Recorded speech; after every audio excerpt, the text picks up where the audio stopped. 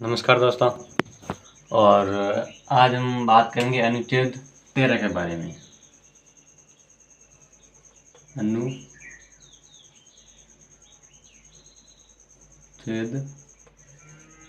13 देखिए, इससे पहले जो अनुच्छेद था वो था 12, है ना। और इसके जो भाग होता है वो कौन से भाग के अंदर थे? ये थे भाग 3 में,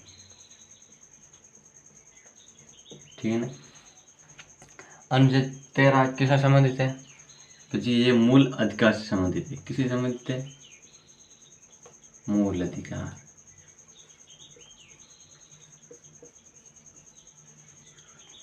ठीक है, 12 अलग था, ये 13 अलग है। और 13 अनुच्छेद काम क्या करता है, इसके बारे में डिटेल से जानकारी तो प्राप्त करेंगे। और लेकिन थोड़ा सा मैं इसको एक सीधी सी भाषा में बता देता हूँ कि इसका अर्थ क्या होता है। इसका अर्थ यही होता है संविधान की रक्षा करना, है ना। ये मूल अधिकारों की रक्षा करना। अनुच्छेद 13 का काम क्या है? मूल अधिकारों की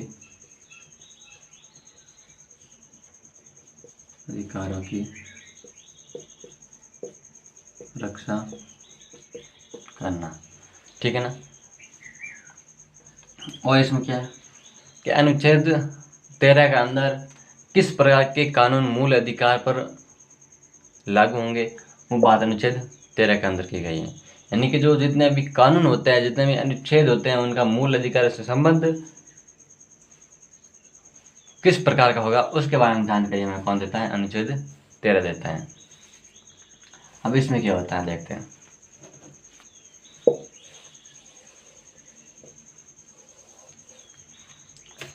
देखिए, अनुच्छेद 13 सीधी सीधी बात यही बोलता है कि वह कानून मूल अधिकार पर लागू नहीं होंगे जो मूल अधिकार को ठेस पहुंचाते हैं, मूल अधिकार से असंगत हैं, है ना। सीधी सादी मतलब सीधी बात क्या है?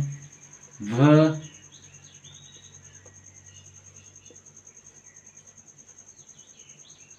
अधिनियम मूल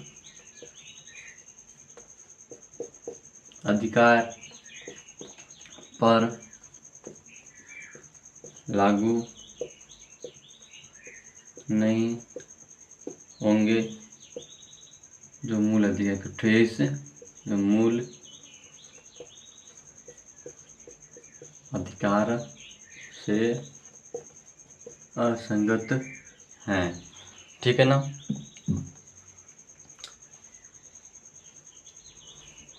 वह अधिनियम मूल अधिकार पर लागू नहीं होंगे जो मूल अधिकार से असंगत है। और या फिर हम दूसरी भाषा में इसको बोल सकते हैं, वह मूल अधिकार, वह अधिनियम है ना, वह अधिनियम मूल अधिकार पर नहीं, वह अधिनियम मूल अधिकार पर लागू नहीं होंगे जो मूल अधिकार से असंगत है, मूल अधिकार से मेल नहीं खाते हैं। ये देखिए, ये क्या है? मूल अधिकार है, ठीक है ना। इस सारी क्या ये जो प्रक्रिया क्या मूल अधिकार है। और इसके अंदर कितने अनुच्छेद है? 12 से 35 तक, ठीक है ना। कुल मिलाकर सही भाषा में बोला जाए इन दो में परिभाषा है 14 से लेकर 35 तक, है ना। अब इसमें क्या होता है? इसमें सीधी सीधी बात यही होती है कि भाई ये कोई भी कानून आता है ना, जैसे कानून आता है। और इसमें क्या होता है कि यदि इसके अंदर ये कानून इन मूल अधिकार से मेल नहीं खाते हैं, है ना, इन मूल अधिकार से मेल नहीं खाते तो इनसे टकराने पर भी असंगत होंगे। यानी कि इस प्रकार के मूल अधिकार यदि उनकी जो भाषा के अंदर बराबर नहीं होता है, सेम नहीं होता है, तो वो क्या करेगा? असंगत हो जाएगा, उसके लिए नुकसानदायक होगा। यानी वो कि एकदम बिल्कुल खारिज हो जाएगा। क्या हो जाएगा? खारिज हो जाएगा। यदि इनके जो समान है, इनके जो भी सही बात है, इनके जो हित में है ना, इनके लिए भी अच्छा है, तब वो एक असंगत नहीं होगा, एक वो शून्य नहीं होगा, तब वो क्या रहेगा? लागू के रूप में रहेगा। और यदि इससे मेल नहीं खाता है तो वो क्या हो जाएगा? शून्य हो जाएगा, असंगत हो जाएगा। यही अनुच्छेद 13 की परिभाषा में देखने को मिलती है। चित्र के माध्यम से समझा दिया कि अनुच्छेद 13 क्या करता है, अनुच्छेद 13 का भावना क्या है, वो क्या कहना चाहता है। इसके यही कहना चाहता है कि वो जितने भी कानून होते हैं वो जितने भी अधिकार होते हैं, जितने भी अधिनियम होते हैं, वो मूल अधिकारों से क्या हो जाएगा, असंगत हो जाएगा। क्या हो जाएंगे, मूल अधिकारों से असंगत हो जाएगा। जहाँ तक वो मूल अधिकार के संबंध अचल नहीं है, मूल अधिकार से मेल नहीं खाते हैं, है ना, तब वो क्या आ जाएगा, शून्य हो जाएंगे।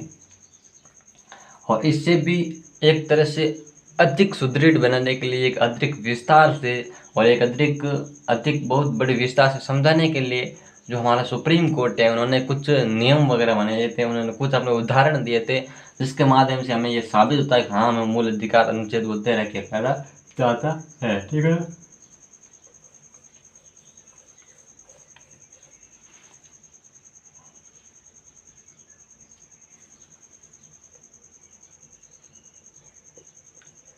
न्यायालय,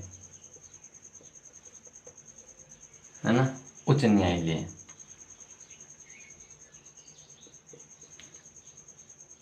द्वारा कुछ नियम, उच्च न्यायालय इसके अंदर क्या करते हैं। और इससे पहले तो हमें सबसे बड़ी बात यही रखनी है, अनुच्छेद 13 के अंदर भी कुछ अनुच्छेद है। कैसा अनुच्छेद 13 हो गया कंप्लीट। अब इसमें क्या है ना, अनुच्छेद 13 जो हमारा है, उसके अंदर भी कुछ ऐसे अनुच्छेद हमें देखने को मिलते हैं। कैसे अनुच्छेद 13, 1, 2, 3, 4, क्या हो गया, 1, 2, 3, 4। इसमें क्या होता है, अरे भाई यही तो कहानी है ना। हम जब कब बोलता है ना, एक क्लास लगेगी, एक अनुच्छेद पर एक ही क्लास लगेगी, कभी दो भी लग सकती है एक अनुच्छेद पर। लगने की वजह यही है कि अनुच्छेद, एक अनुच्छेद के अंदर भी इतने अनुच्छेद मिलते हैं हमें देखने को। क्या है उसके बाद देखेंगे।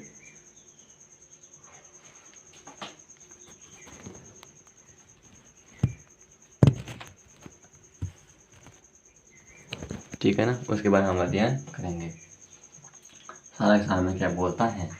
अब अनुच्छेद 13(1) लेते हैं सबसे पहले, है ना।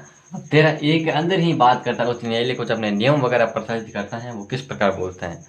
और पहले तो हम देखते हैं अनुच्छेद 13(1) क्या कहते हैं, उसके बारे में उसके बाद में इसकी जो परिभाषा है ना, नियम किस प्रकार है, उसके बारे में अध्ययन करेंगे। 13(1) क्या कहता है।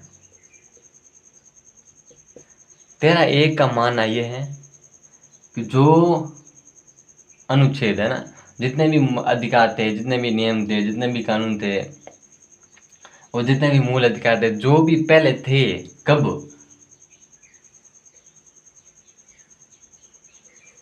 ये हमारा संविधान 26 जनवरी 1950। ठीक है ना। अब ये है डेट और ये है संविधान। और इसमें क्या है, संविधान के अंदर कानून है। क्या है, कानून है। ठीक है सर, हमको भी पता कानून है, तुमको पता था एक कानून है, लेकिन एक पीछे की प्रक्रिया नहीं पता है ना, वो देखते हैं पीछे की प्रक्रिया। अब कानून तो ये है, और इससे पहले भी कानून थे साहब। अंग्रेजों के कानून थे, मुगलों के कानून थे, और दिल्ली सल्तनत के कानून थे, और इससे संबंधित हमारे कुछ राजाओं थे, उन्हीं के कानून थे। कानून तो थे, ऐसी बात नहीं है कानून नहीं थे, लेकिन विशेष रूप से देखा जाए तो सबसे बड़े कानून के रूप में आते हैं, वो आते हैं अंग्रेजों के कानून। किस कहते हैं, क्योंकि जो अब जितने भी कानून चल रहे वो अंग्रेजों का ही देन माना जाता है, क्योंकि अंग्रेजों से संबंधित हम ज़्यादातर कानून लिए, तो अंग्रेजों के कानून यहाँ पर माने जाते हैं, है ना। अब इसका कहने का मतलब क्या है, इसका कहने का मतलब यही है कि अंग्रेज जितने भी कानून बनाए थे, जितने भी नियम वगैरह बनाए थे, जितने भी अपने जो पर्सनल लॉ होता है, वो जितने भी संबंधित कानून बनाए थे, वो क्या होंगे, ये सारे कानून इस प्रकार है। क्या है, इस प्रकार है। और यदि इस कानून पर क्या का तीर लगा है, क्या लगा है, मैं एक भाषा मतलब समझाने की कोशिश कर रहा हूँ कि यदि इस कानून पर तीर लगा है, तब यह कर लेंगे, क्या कर देंगे, पार कर देंगे, इसके अंदर से गुजर जाएंगे, इसके अंदर समाहित हो जाएंगे। इसका मतलब क्या होता है, इसका मतलब यही होता है कि तीर लगने का मतलब ये होता है मूल अधिकार से संबंधित। क्या होता है, तीर का मतलब क्या होता है, तीर का मतलब मूल अधिकारों से संबंधित।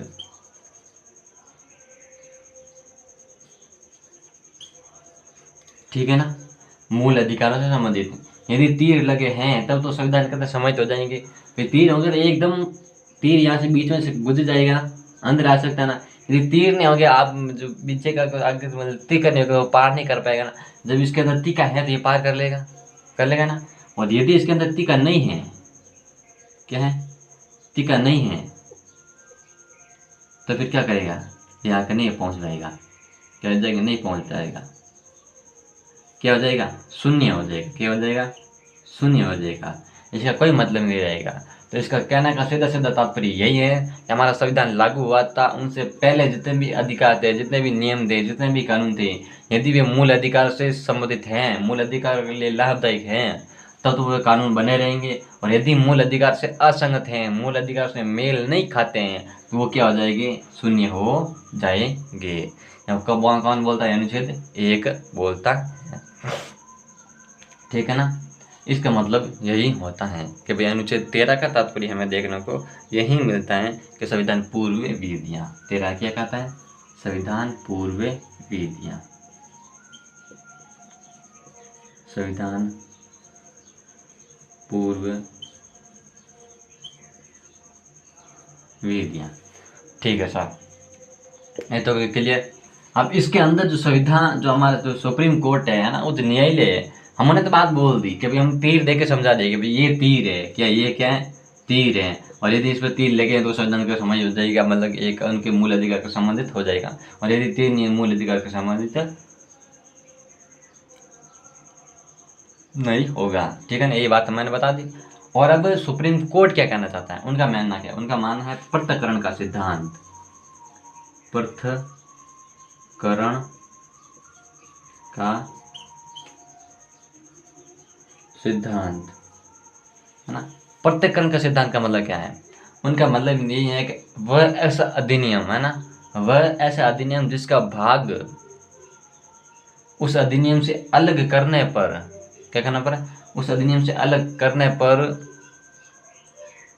उसके जो विशेष उद्देश्य, किसके, उस अधिनियम के, उस अधिनियम के विशेष उद्देश्य और विधानमंडल की जो शक्ति होती है, जो उनकी इज्जत बोल सकते हैं, जो उनकी जो कार्य प्रणाली होती है, उनको किसी प्रकार का ठेस नहीं पहुंचता हो, उनको किसी प्रकार के कुछ परेशानी नहीं होती हो, तब उनको क्या किया जाएगा, उसका कोई अधिनियम का कोई भाग क्या किया जाएगा, अलग कर दिया जाएगा। क्या कर दिया जाएगा, अलग कर दिया जाएगा। मतलब क्या है कि साहब, ये कि एक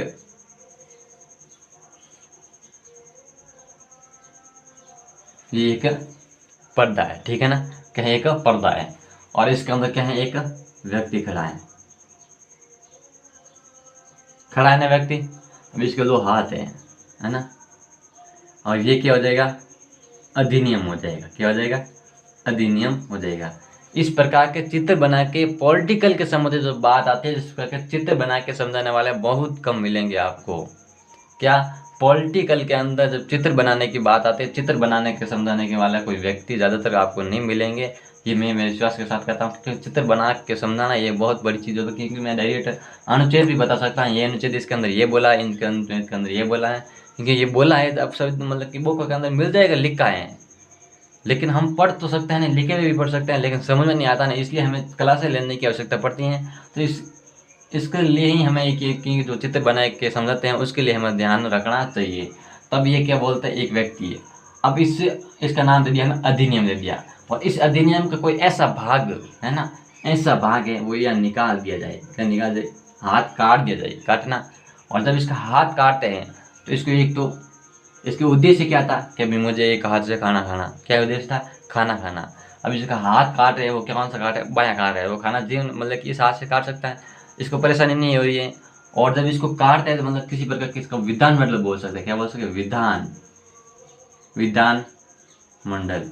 इनको क्या नहीं होना चाहिए, ठेस नहीं पहुंचना चाहिए। विधान मंडल क्या है, दर्द, क्या होता है, दर्द, आई बात समझ, दर्द, यानी कि इसका हाथ हटाते हैं तो इसको दर्द नहीं होना चाहिए, क्या नहीं, से दर्द नहीं होना चाहिए। और ये सारी प्रक्रिया जब हटाते हैं, इसका हाथ हटाते हैं, इनके जो उद्देश्यों को ठेस नहीं पहुंचना चाहिए, इसके जो दर्द नहीं होना चाहिए, और जब ये सारा निकालते हैं तो सारा का सारा क्या होता है, ये निकालने के बाद में भी इनकी जो पीछे वाला पृष्ठ है, इसका मतलब ये नहीं इनका हाथ काटने के बाद में ये सारा व्यक्ति गिर जाए, क्या गिर जाए, सारा का सारा व्यक्ति गिर जाए। सारा का सारा व्यक्ति नहीं गिरना चाहिए, केवल हाथ कंधे पर जो हाथ की छाया है ना वही खत्म होनी चाहिए। बाकी इनका शरीर पूरा का पूरा एकदम जैसा सकता है वैसा वैसा बना रहना चाहिए।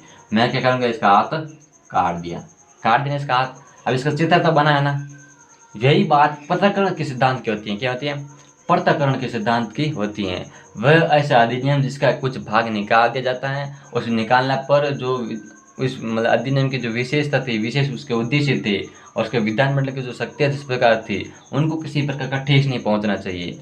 और ये सारा का सारा निकालने पर उस अधिनियम उसको सारा उसका जो एक हिस्सा निकालने पर इसका मतलब ये नहीं होगा सारा का सारा अधिनियम ही खत्म हो जाए। क्या हो जाए कि सारा का सारा अधिनियम ही खत्म हो जाए। इसका मतलब यही होता है, इसका हाथ काटने पर ये नहीं होना चाहिए कि सारा सारा व्यक्ति ही खत्म हो जाए।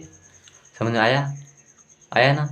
तो वही प्रक्रिया ये होती है। अपने शरीर कुछ कानून इस प्रकार होते हैं जो अपने ऊपर लेकर देख सकते हैं, हाँ मैं इस प्रकार कर सकता हूँ क्या, तो आप क्लियर कर पाएंगे, है ना? वो बात होती है। अब इसके अंदर समझ आ गई होगी। अब इसके अलावा हमें एक बात देखनी है, क्योंकि हमारा पृथक्करण का सिद्धांत क्या हो गया? पृथक्करण का सिद्धांत। अब इसके बाद में और लेते हैं आच्छादन। क्या देते हैं? आच्छादन। ये क्या होता है? यही होता है। क्या होता है? यही होता है आच्छादन। आच्छादन के क्या पर बात होती है उसके बारे में हम देखते हैं, है ना? ग्रहण या बोल देखते हैं आच्छादन। और इसके अंदर अनुच्छेद 13(2) में भी यही बात होगी, जो हमारे संविधान के संबंधी जब बात आती है ना, जो हमारे मूल अधिकार के संबंधी बात आती है, कोई एक हिस्सा निकाल दिया जाता है ना, तो वो क्या हो जाएगा?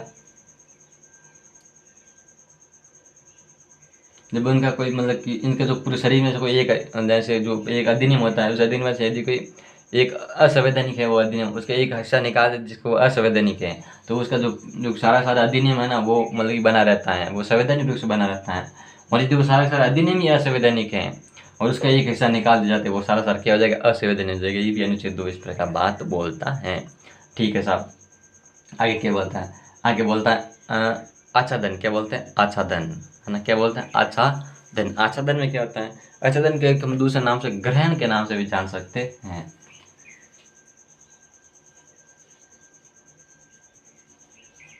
ग्रहण या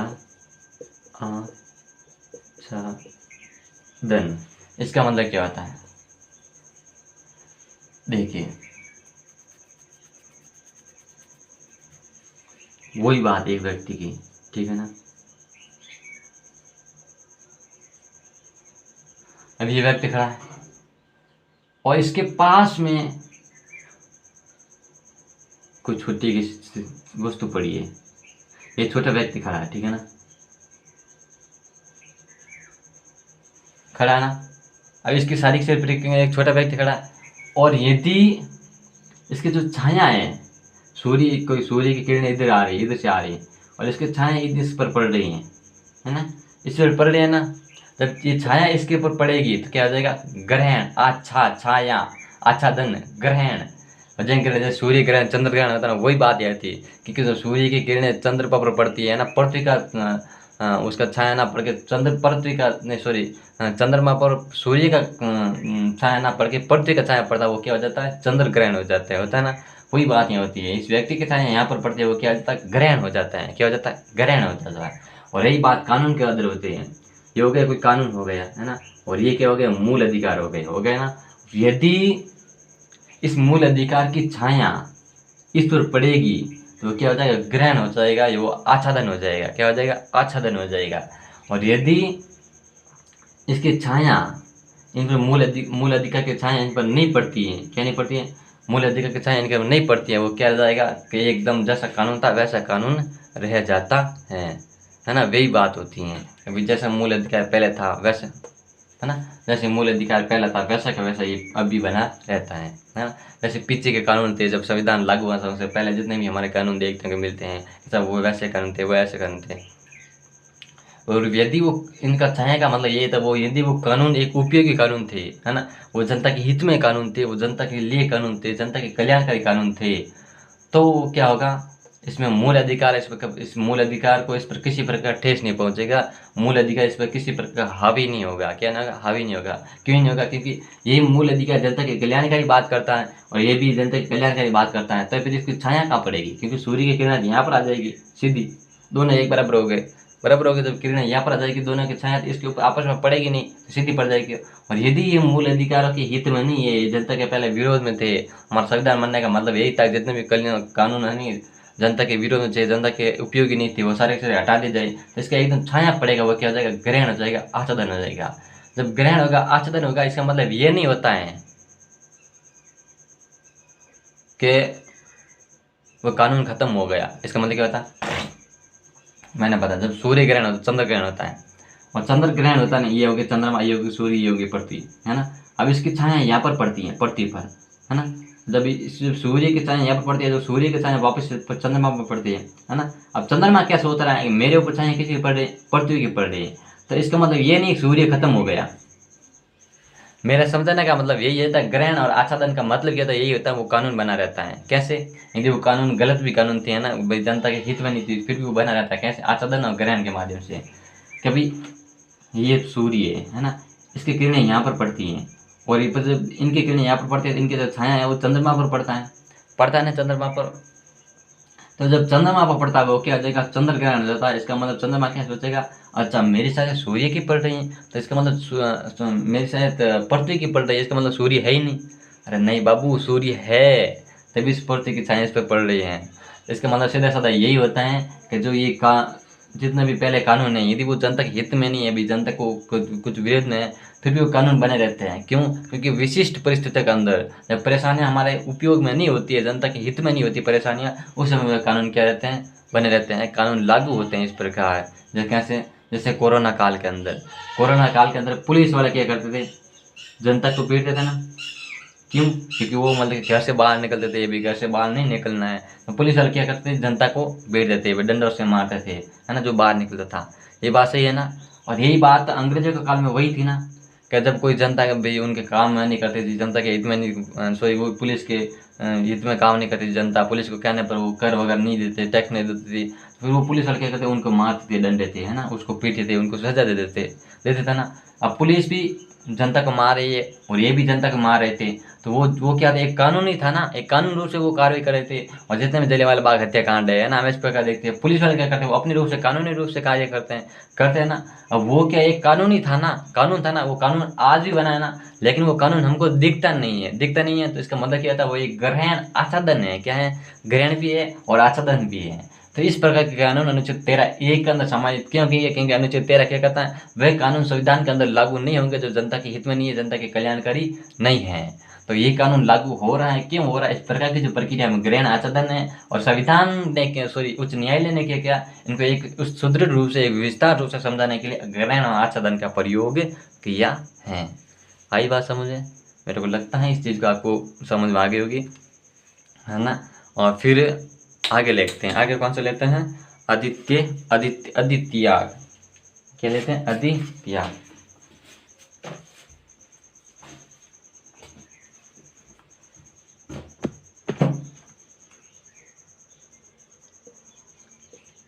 आदित्याग, ये कितना नंबर है, ये 3 नंबर है, फिर ध्यान रखना, ठीक है ना। ये 2 नंबर है, एक आप विस्तार रूप से लिख लेना कॉपी के अंदर, है ना। अब लिखना चाहो तो लिख लेना, क्योंकि आप ही बनाइए नोट्स, मैं यहाँ पर नोट्स कहाँ बनाऊँ, उधर साफ आता ही नहीं होगा, मैं बीच में लिखूँ, एक चीज़ लिखूँगा फिर मिटूंगा, टाइम तो आपके लग रहा होगा, है ना, इसलिए मैं लिख नहीं पा रहा हूँ। और आप खुद एक कॉपी के अंदर जैसे एक सुदृढ़ रूप से लिख तो सकते हैं, एक सुव्यवस्था से लिख सकते हैं, पहले ग्रहण ना, फिर वो लिख दिया, मतलब कि पृथक्करण का सिद्धांत लिख दिया, फिर ग्रहण लिख दिया, फिर ये लिख देना, आदित्याग लिख देना। ये किस में लिखना है, ये मतलब कि उच्च सुप्रीम जो उच्च न्यायालय उनके द्वारा कुछ नियम बनाए गए, उसके अंदर ये सारी बातें लिखनी है। आई बात समझने। और मैंने अनुच्छेद 13(1) के अंदर बात बताई थी, वो इसके अलग लिखनी है, ये बात आपको ध्यान में रखनी चाहिए। ठीक है, आगे देखते हैं। अब आदित्याग क्या कहता है, आदित्याग जो शब्द है, त्याग का मतलब क्या होता है, त्याग का मतलब होता है किसी चीज़ को त्यागना, किसी वस्तु को त्यागना, किसी भी स्रोत सबूत होता है उनको सबूत कैसे त्याग सकते हैं, कोई वस्तु को त्यागना, हाँ, किसी व्यक्ति को त्यागना, कोई भी नियम कानून होता है उनको त्यागना, जो उनको व्यक्ति को मिलते हैं, जो चीज़ व्यक्ति को मिलती है वो व्यक्ति उनको त्याग सकता है, वही त्याग कहते हैं ना। तो इसी प्रकार हमारे जो मूल अधिकार है, क्या है, मूल अधिकार है, तो जनता चाहे तो मूल अधिकार को त्याग सकती है या नहीं, इसमें कुछ संविधान सभा ने अपनी ओर से कुछ विशेष बातें बोली है अनुच्छेद 13(1) के अंदर, है ना। क्या बोली है साहब, अनुच्छेद 13(1) के अंदर वही होती है कि भाई वो व्यक्ति चाहे ना, है ना, वो व्यक्ति चाहे ना तो वो नियम जो हमारे अधिनियम मूल अधिकार रहते हैं उनको त्याग सकती है या नहीं। इसी संबंध में हमारा भारतीय जो हमारे संविधान सभा है उसने कहा भी जो व्यक्ति अपनी इच्छा से चाहता है ना तो वो मूल अधिकार को त्याग नहीं सकता। क्या नहीं कर सकता? मूल अधिकार को त्याग नहीं सकता। क्यों नहीं सकता? क्योंकि जनता, जिस समय हमारा संविधान का निर्माण हो रहा था उस समय जनता इतनी जागरूक नहीं थी ना, जनता एक इतनी सुदृढ़ रूप से समझदार नहीं थी कि वो अधिनियम के बारे में जान सके। और इसलिए संविधान सभा ने सरकार पर दायित्व सौंपा था कि सरकार, आपका दायित्व है कि जनता को मूल अधिकार के संबंधित जानकारी दे। यदि आप बोल देंगे व्यक्ति चाहे तो जो आपने मूल अधिकार त्याग सकता है, वो बोल देंगे हमको चाहिए नहीं चाहिए नहीं चाहिए नहीं, तो इस प्रकार हो सकते प्रकार। इसलिए हमारे संविधान सभा ने क्या किया, संविधान के अंदर मूल अधिकार को त्यागने की व्यवस्था खत्म कर दी गई है। ऐसे त्याग सकता है लेकिन विशेष परिस्थिति के अंदर वो अपने कुछ ऐसे नियम वगैरह सब जो कुछ देगा तब जाके वो त्याग सकते हैं, ऐसे नहीं त्याग सकता। और अमेरिका के अंदर क्या है, अमेरिका के अंदर सीधी सीधी बात है, वो व्यक्ति कोई बोल दे कि मेरे को मूल अधिकार त्यागना है तो वो फॉर्म भरा और फॉर्म भरने के बाद उसको मूल अधिकार त्याग दिया जाते हैं। तो ये थी अधित्याग की प्रक्रिया। अब आता है अनुच्छेद 13(2). कौन सा था? अनुच्छेद 13(2).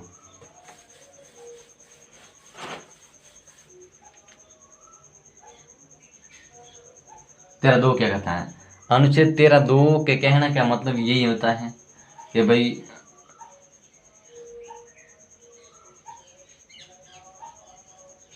सीमा नेत्र। सीमा नेत्र क्या है? सीमा नेत्र क्या है? सीमा नेत्र, है ना। इसका मतलब यही होता है संविधान नेत्र, सीमा नेत्र, संविधान नेत्र होता है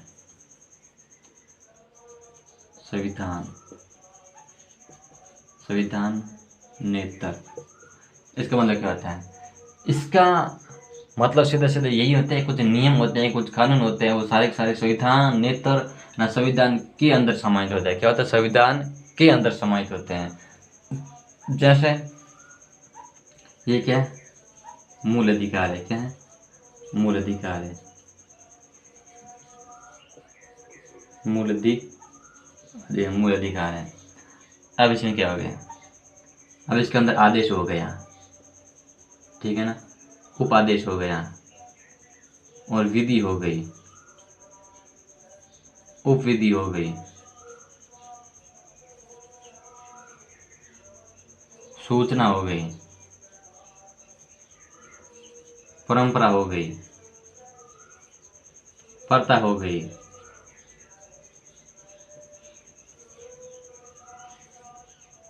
रीति रिवाज हो गई। ये सारे का सारे क्या हो गए? इसके अंदर समाहित हो गए, इसके बाहर नहीं होंगे। क्या नहीं होंगे? इसके बाहर नहीं होंगे। यानी कि जो संविधान नेत्र है, जो 13(2) क्या कहता है? 13(2) यही कहते हैं कि ये जितने भी हैं वो केवल मूल अधिकार के अंदर समाहित होता है। इसका मतलब ये होता है इनके बड़ा होता है वो क्या होगा? मूल अधिकार होगा। आदेश होगा उससे भी बड़ा क्या होगा? मूल अधिकार होगा। उपादेश होगा उससे भी बड़ा क्या होगा? मूल अधिकार होगा। विधि होगी, विधि से भी बड़ा कौन सा होगा? मूल अधिकार होगा। उपविधि होगी, उपविधि से बड़ा कौन होगा? मूल अधिकार होगा। और सूचना होगी, सूचना से बड़ा क्या होता है? मूल अधिकार होता है। और परंपरा होगी, परंपरा से बड़ा क्या होता है? मूल अधिकार होता है। और पर्ता होगी, पर्ता से बड़ा क्या होता है? मूल अधिकार होता है। और सारा का सारा इसके अंदर क्या होता है? समाविष्ट होता है। क्या होता है? समाविष्ट होते हैं, ठीक है ना। ये बातें हमें इसमें देखने को मिलती हैं कभी। हाँ, इसका मतलब यही होता है ना, कि इसके अंदर सारे के सारे यही होते हैं। क्या भाई सारे जैसे मतलब कि आदेश होगा, समष्ट हो गए, विधि होगी, उपबंध हो गए, सुरक्षा हो गई, परंपरा हो गई, है ना। इसके अंदर ये सारे समझ नहीं। 13(2) नहीं था सर, 13(3) है ना। 13(3) है। 13(2) के अंदर दूसरी बातें, 13(3) है। 2 में हम बाद में बात कर लेंगे, दूसरे क्लास में ना, आगे बात कर लेंगे। 13(3) के अंदर है कि भाई हमारे जितने भी आदेश होते हैं, समाविष्ट होते हैं, है ना, विधि होती है, मतलब उप संबंध होते, उप विधि होती है, सूचना होती है, परंपरा होती है, पर्याय होती है, मूल, है ना, पर्याय होती है। सारे के अंदर क्या होता है? इसके अंदर समाहित होते हैं। यानी कि जो सबसे बड़ी होगी वो हमारा क्या होगी? विधि होगी। मतलब सबसे बड़ी होगी हमारा मूल अधिकार ही होगा। क्या होगा?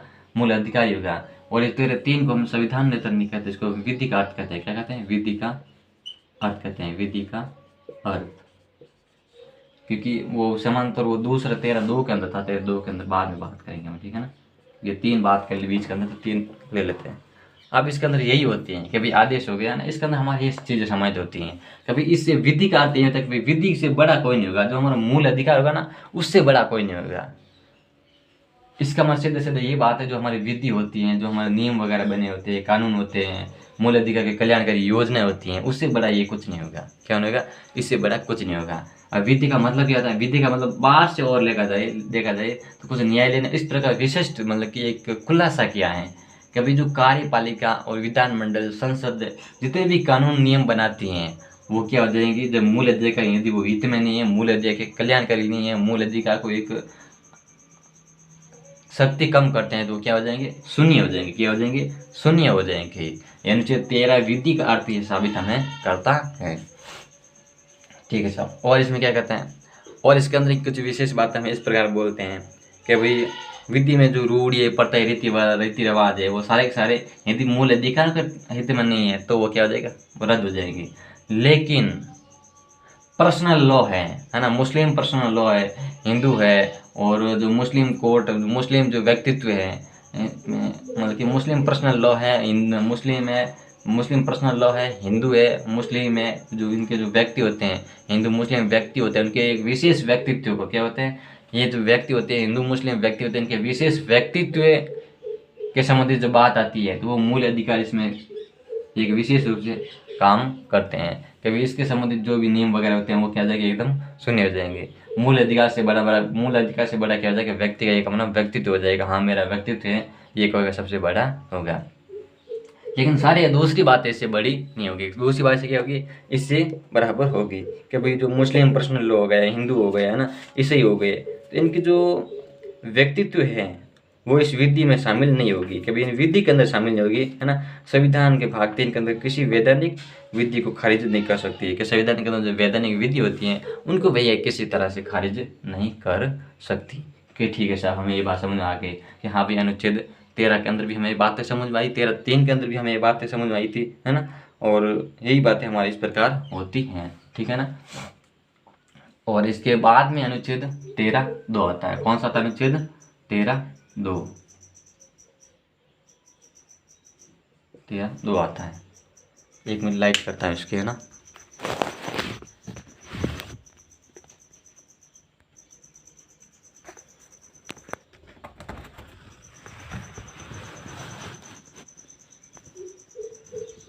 आगे लाइट की बात नहीं, अब यही बातें होती हैं, है ना।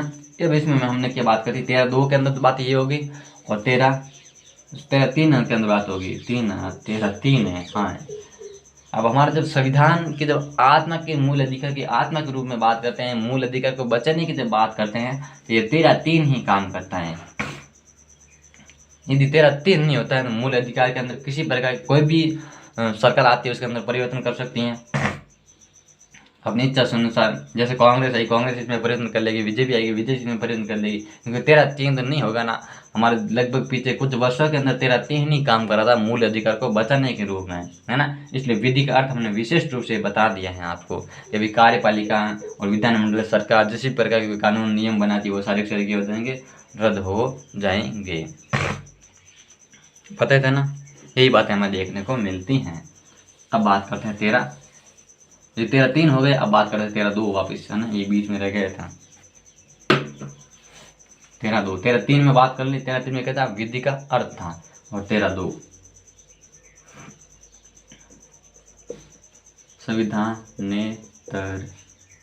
संविधानेतर।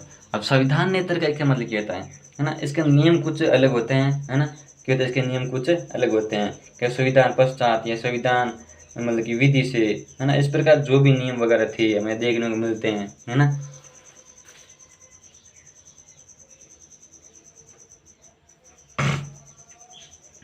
संविधान एक तो इसके संविधानेतर का अंदर क्या होता है? एक तो विधि पूर्व संविधान, क्या है? विधि पूर्व स्थिति, है ना। एक तो होती विधि पूर्व स्थिति, और एक होती है संविधान लागू होने पर स्थिति। संविधान लागू होने परिस्थिति। दोनों में भी अंतर होता है। क्या? तो दोनों के अंदर भी अंतर होता है। किस प्रकार होता है? विधि पूर्व क्या होता है कि जो कानून जो नियम हमारा संविधान लागू हुआ था, क्या होता? जो कानून जो नियम हमारे संविधान लागू हुआ था, है ना, उससे पहले वो नियम वगैरह कानून बने थे ना भाई। कानून तो वो पहले चल रहे थे, हमारा संविधान लागू होने के बाद में वो कानून खत्म हुए थे ना। लेकिन वो जब शुरुआत हुई थी उन कानून की, उस समय तो वो बने थे ना। और वो एकदम शुरुआत में शून्य नहीं हुआ था, वो बाद में शून्य हुआ था ना। तो एक तो इसके अंदर जो विधि पूर्व स्थिति होती है वो इसमें ये अंतर होता है। तो जो हमारा संविधान कानून है ना, ये कानून है, अब संविधान यहाँ लागू हो गया ना। अब ये कानून यहाँ तक इतने वर्ष हो गए बनते हुए, आ गए ना। और जब यहाँ पर आएगा जनता के हित में नहीं था, इसने क्या कर दिया? शून्य कर दिया। क्या कर दिया? शून्य कर दिया। और एक जनता के विरोध में कुछ कानून होता है, जनता के विरोध में कानून होता है यहाँ से ही 13(2) से ही, कभी संविधान लागू हुआ था उस समय से ही। तो यहाँ पर जब जैसे ही कानून लागू बना था, है ना, जैसे ही कानून बना था जनता के विरोध में, तो यहाँ पर क्या हो जाएगा? शून्य हो जाएगा। तो एक तो वो होगी कि भाई संविधान लागू होते ही उनकी स्थिति, संविधान लागू होने पर स्थिति किस प्रकार होगी? कानून की इस प्रकार स्थिति होती है, एकदम शून्य हो जाता है। और जो विधि पूर्व जो स्थिति थी, है ना, जो हमारा जो संविधान लागू हुआ था उनसे पूर्व स्थिति थी, वो इस प्रकार थी कि भी उसके बाद में ये खत्म हुआ, पहले नहीं हुआ। ये बात समझ में आ गई ना? अब इसी प्रकार 13(2) यही सीधा सा स्पष्ट करता, सीधा सा मतलब एकदम खुलासा करता है कि वह नियम कानून जितने भी थे वो अनुच्छेद 13 हमारा जो संविधान लागू हुआ था उनसे पहले वो जनता के हित में नहीं थी, जनता की कल्याण करती नहीं, जनता के एकदम सुदृढ़ रूप से मजबूत नहीं थे, है ना, जनता को एक अच्छा प्रकार से मार्गदर्शन नहीं करते थे। तो वो क्या हो जाएंगे? शून्य हो जाएंगे। क्या हो जाएंगे? शून्य हो जाएंगे। और जो कानून पहले जनता के हित में थे, जनता की कल्याणकारी थी, वो क्या रह जाएंगे? लागू रह जाएंगे। ये बात ये करता हूँ। ज़्यादा 13(1) में 13(2) में अंतर नहीं किया, क्योंकि 13(1) के अंदर वो विशेष रूप से बात करता है, इसके अंदर थोड़ा सा कुछ अलग बात करता है ना, कुछ अलग करता है कि हाँ भाई ये बताता है कौन से नियम कौन से कानून इस प्रकार बने रहते हैं। 13(1) में कुछ वैसी प्रकार बातें थी, लेकिन वो थोड़ी 13(1) के अंदर अलग थी, इसके अंदर थोड़ी बहुत अलग है ना, क्या है? थोड़ी बहुत अलग है। और यही बातें इसके अंदर समाहित होती हैं। क्या होती? समाहित होती हैं कि भाई वर्णित मूल अधिकारों के अंतर्गत यह विधि इस मात्रा में शून्य हो जाएगी, है ना, वह तक मूल अधिकार उल्लेख करती हैं, उल्लंघन करती हैं। कोई भी उल्लंघन करती है जनता के कल्याण का, मैंने बात बताई, वही बातें यहाँ पर साबित होती हैं। ये 13(2) हो गया। 13(3) में बात करते हैं, हम 13(4) करते हैं। क्या कहते हैं? 13(4) भाई ये 13(4) है ना। ये मूल अधिकार मूल संविधान में नहीं था। क्या नहीं था? मूल संविधान में नहीं था। हमें यही बात ध्यान रखनी विशेष रूप से, मूल संविधान में नहीं था। ठीक है साहब। तो 13(4) है। क्या है? 13(4) है ना। ये मूल संविधान में शामिल नहीं था। क्या नहीं था? मूल संविधान में शामिल नहीं था। तब इसको कब शामिल किया गया? इसको शामिल किया गया 1971 में। कब किया गया? 1971 में। 24 और 25 संविधान संशोधन उसके अंदर इसको शामिल किया गया 1971 में। इसका करने का तात्पर्य कुछ अलग था। क्या था? करने का इसका तात्पर्य अलग था। कैसे? कि जैसे कुछ हमारे जो अनुच्छेद 13(3) है वो बीच में कुछ समस्या पैदा कर रहा था कि ये कानून एकदम समाप्त हो जाएंगे, शून्य हो जाएगी, ये लागू नहीं रहेंगे, ये इस प्रकार नहीं रहेंगी। तब वहाँ की वर्तमान की सरकार, हमारी भारत की जो वर्तमान की सरकार, उस समय की तत्कालीन सरकार इंदिरा गांधी ने ये फैसला लेते हुए उन्होंने कहा कि जो मूल अधिकार 13(2) रोड़ा डालता है। क्या करता है? 13 मतलब कि जो 2 स्तर का रोड़ा डालता है, 13(3) रोड़ा डालता है, उसको क्या करेंगे हम? उसको 13(3) को क्या करेंगे? शून्य कर देंगे जहाँ तक हो सकता है। इसका मतलब क्या होता है? क्योंकि 13 अनुच्छेद 13(4) के अंदर जितने भी 13(4) के अंदर जब संविधान संशोधन 1968 के माध्यम से होगा, अनुच्छेद 13(4) में क्या बात बोली गई? 13(4) के अंदर ये बात बोली गई है कि वह अधिनियम के संबंधित, जब उस अधिनियम को संविधान के अनुच्छेद 368 के माध्यम से उसमें संशोधन किया जाता है, वह अधिनियम अनुच्छेद 368 के माध्यम से किसी अधिनियम को, वह अधिनियम जिससे संबंधित संविधान 368 के अंदर संशोधन किया जाता है, तो वह क्या हो जाएगा? 13(2) एवं 13(3) के मतलब कि संबंधित नहीं माना जाएगा। क्या बोला था?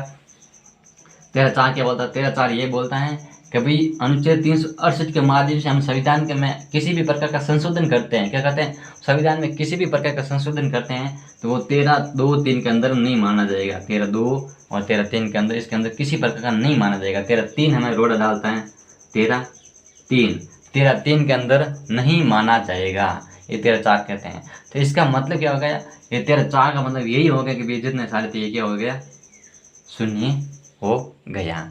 क्या हो गया, शून्य हो गया। तो इसका तात्पर्य यही था ना। अब इसको सीधी भाषा में देखा जाए तो क्या था, अनुच्छेद 13(4) यही था कि विधि के रूप में था। क्या था, विधि के रूप में था, यानी क्या था, अनुच्छेद 13(4) था। क्या था, विधि के रूप में था। अनुच्छेद 13 में 368 का संबंध है ना, वही था ना। 13(4) में क्या था,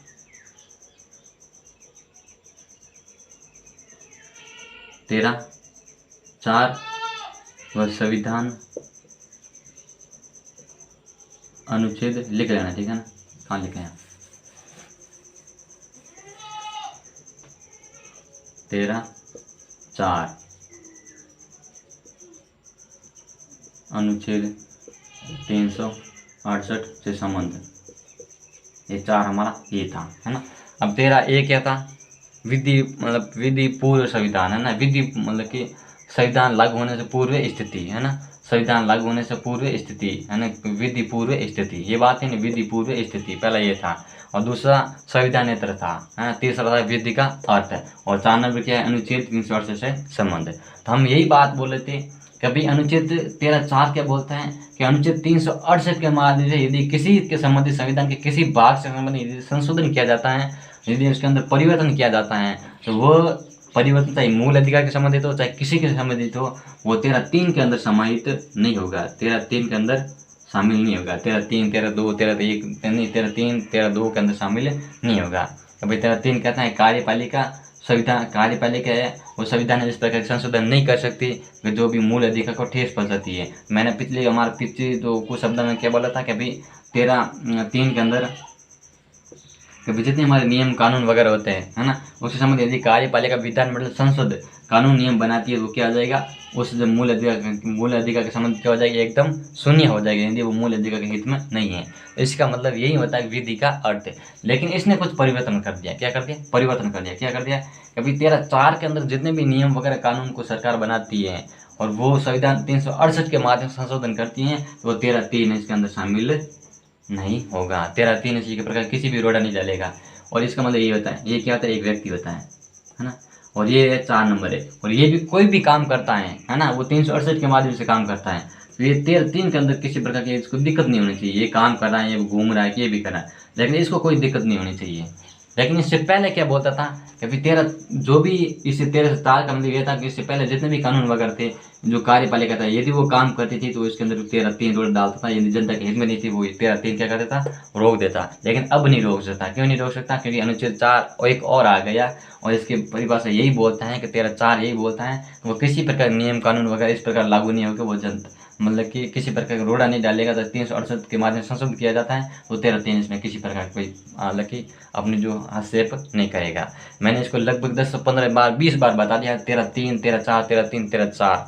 और इसी में हमारा जो समस्या मतलब कि पैदा हो जाती है। आप बोल रहे हैं लगातार क्यों बता रहे, आगे बताइए, है ना, क्यों आप लगातार बता रहे, हमें बताने की क्या आवश्यकता है, बताने की आवश्यकता इसलिए है क्योंकि हम 4-5 महीना 10-20 बार लगातार यही चीज़ बताऊंगा, आपको कुछ ना कुछ दिमाग के अंदर घुसेगा। और जब कुछ ना कुछ चीज़ दिमाग के अंदर घुसेगी तो आप इस तरह की भूल नहीं पाएगा। 13(3) क्या कहता है, 13(4) क्या कहता है, 13(2) क्या कहता है, 13(a) क्या कहता है। आई बात समझे।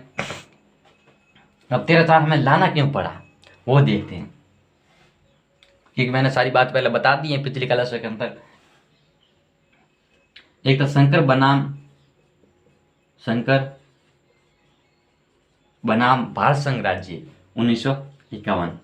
शंकर बनाम भारत संघ राज्य 1951 था। उसने क्या बोला था, कुछ इस प्रकार के केस आए थे कि भाई हमारे मूल अधिकार का क्या हो रहा है, हनन हो रहा है ना। इस प्रकार जो विधि बनाई जाती है वो मूल अधिकारों के हमारे क्या करती है, हनन करती हैं। तब शंकर बनाम भारत संघ मामले ने यह बोला था कि भाई आपकी जो मूल अधिकार को ठेस पहुंचाती है, जो विधि बनाते हैं मूल अधिकार को हित में नहीं है ना। आप बोलते हैं 13(3) हमें यह कहता है, 13(3) इस प्रकार हमें जो नियम कानून बताता है, क्या कहता है, नियम कानून बताता है कि भाई 13(3) के जो आप जितने भी विधि बनाते हैं वो 13(3) के अंदर शामिल होती हैं। क्या होती हैं, 13(3) के अंदर शामिल होती हैं। तब आप इसको जो मूल अधिकार को हनन नहीं कर सकते। ये शंकर बनाम जो भारत संघ मामला था इसके संबंधित वो केस लेने वाला था, उसने ये बात बोली थी, आप जितने भी नियम कानून सरकार बनाती है वो विधि के अंदर समाहित होती है। विधि किसमें होती है? 13(3) के अंदर समाहित होती हैं। और इस प्रकार ये क्या होना चाहिए? शून्य होना चाहिए। लेकिन शून्य क्यों नहीं हो रही? तब जो शंकर बनाम भारत संघ मामला था उसने सीधा सीधा उत्तर दिया था कि अभी एक विधि होती हैं और संविधान में संशोधन होता है ना। अनुच्छेद 367 368 के अंदर संशोधन होता है और विधि होती हैं। जब वो कहता है ना एक मगर, जैसे हम कुछ भी बोल सकते हैं, अभी कोई भी व्यक्ति है ना, एक छोटा व्यक्ति बड़ा व्यक्ति का मुकाबला नहीं कर सकता। वो 368 एक बड़ा व्यक्ति है और जो हमारा 13(3) है वो छोटा व्यक्ति है, तो इसका ये मुकाबला नहीं कर सकता। और 368 के अंदर यदि संशोधन किया जाता है तो विधि के संशोधन के संबंधित नहीं माना जाएगा। ये शंकर बनाम भारत संघ मामला 1951 के अंदर ये बात साबित की थी। और इसके बाद में क्या थी? इसके बाद में और देखते हैं। इसके बाद में इस पर की प्रक्रिया एक और थी। इसके बाद में जो हमारा केस आता हुआ था सज्जन सिंह बनाम राजस्थान रहा मामला। कौन से?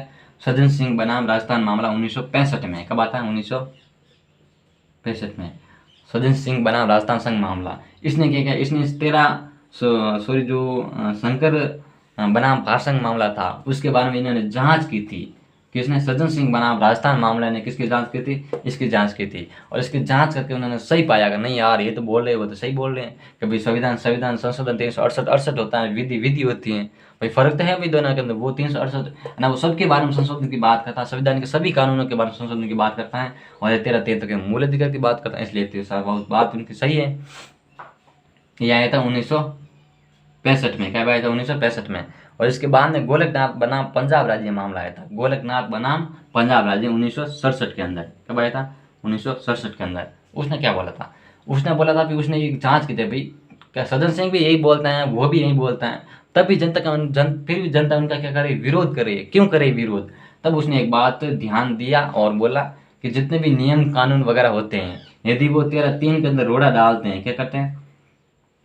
13(3) के लिए रोड़ा डालते हैं, 13(3) को संशय करते हैं, मूल अधिकार के हित में नहीं है, तो वो क्या हो जाएंगे? शून्य हो जाएंगे। क्योंकि 13(3) की उन्होंने एक अपने विस्तार से उन्होंने बात की, तो 13(3) को एक बताया था, यानी बचाया था 13(3) को, है ना। 13(3) को क्या कहता? 13(3) को बचाया था, 13(3) को मजबूत किया था गोलकनाथ पंजाब राज्य मामले ने।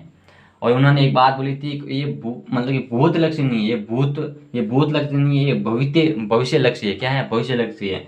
भूत लक्ष्य का मतलब क्या है कि जितने भी कानून पहले इसका प्रति विरोध में निर्णय मतलब कि निर्णय दे चुके हैं, कहते हैं 3 कदम निर्णय दे चुके हैं, जो सज्जन सिंह बनाम था और शंकर संघ बनाम भारत संघ मामला था। और इसके संबंधित जितने मतलब कि आपने जो परिभाषा थी वो दे रखी थी, इन्होंने जो सजा दे रखी थी कि शंकर नाम के व्यक्ति को, है ना, सज्जन सिंह नाम की जिसने जात की उसको जिस प्रकार सजा दे रखी थी वो बहुत लक्ष्य होगी, उसमें हम किसी प्रकार का संशोधन नहीं करेंगे। और लेकिन भविष्य के अंदर यदि इस पर की बात आती है कि भाई 13(3) को यदि समस्या उत्पन्न होती है ना, कोई भी जो हमारी सरकार विधि बनाती है, कानून बनाती है, वो 13(3) के हित में नहीं है, जनता के कल्याणकारी नहीं है, तो वो क्या हो जाएगी? शून्य हो जाएगी। ये किसने बात बोली थी? ये गोलकनाथ बनाम पंजाब राज्य ने बात बोली थी।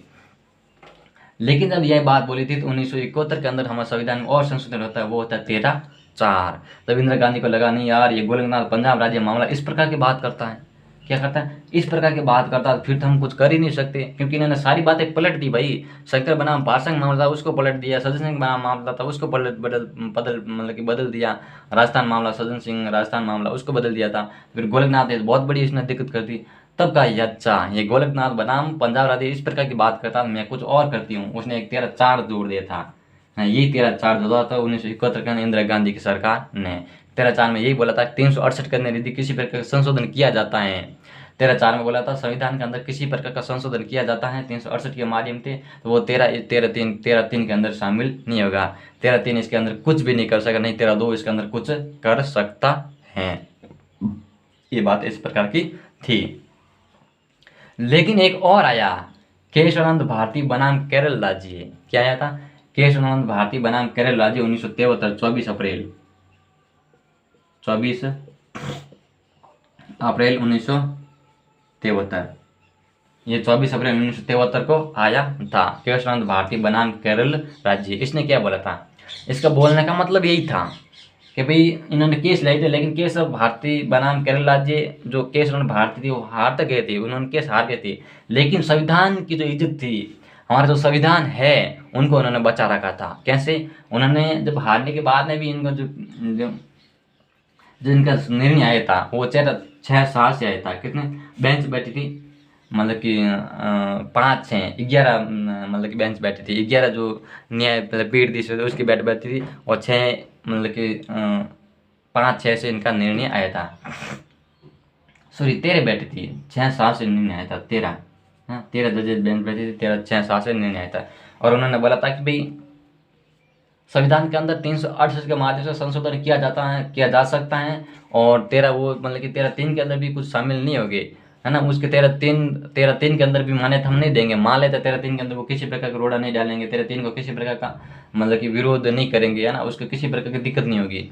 लेकिन यदि इस प्रकार के नियम कानून विधि बनाई जाती हैं सरकार द्वारा, जो पूरे संविधान को भी बदलती हैं और संविधान का